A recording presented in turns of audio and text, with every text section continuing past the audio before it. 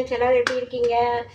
நாங்கள் இன்றைக்கி வந்து புடலங்காய் குட்டி எப்படி செய்யறதுன்னு சொல்கிறோம் உங்களுக்கு. இங்கே பாருங்கள், புடலங்காய் குட்டி குட்டியாக தோலை சீவிட்டு மேலில் இருக்கிற தோலை சீவிட்டு கட் பண்ணி வச்சுருக்கேன். அதுக்கு கடுகு, உளுத்தம் பருப்பு, வெங்காயம், பூண்டு, பொட்டுக்கடலை 1 கப்பு, மஞ்சத்தூள், மிளகாத்தூள். அவ்வளோதான் இன்றைக்கி இதுக்கு செய்யறதுக்கு.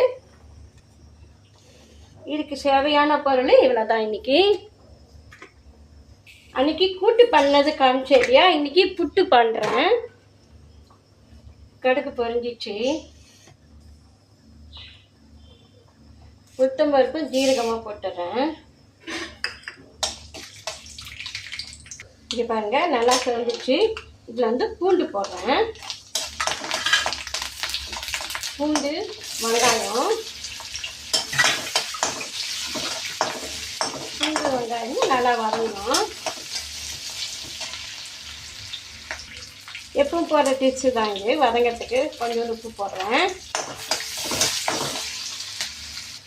இங்கே பாருங்கள், நல்லா செஞ்சிச்சு. புடலங்காவை கட் பண்ணி வச்சுருக்கேன் பாருங்கள், இதையும் போட்டுடுறேன்.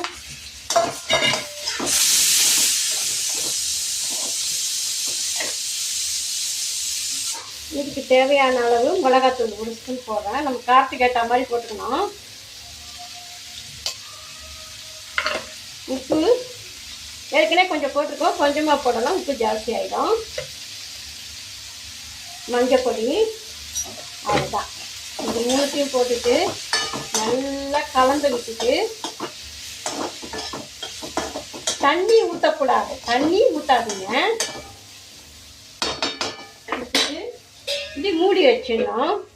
இது நடுவில் இந்த உடச்சக்கல்லையே 1 2 கட் பண்ணிட்டு வரேன், இது பொடி பண்ணிட்டு வரேன்.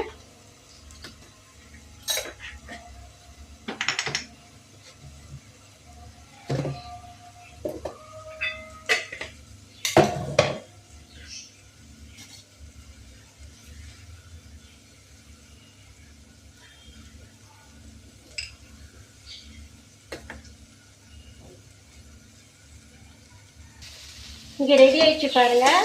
10 நிமிஷத்தில் இதை ரெடி பண்ணிடலாம். புடலங்காய் இருந்ததுன்னா பொரியலுக்கு, புட்டுக்கு. இது பாருங்கள், உடச்சக்கல்லை வந்து பொடி பண்ணின்னு வந்துருக்கேன். இதை இதில் போட்டணும்.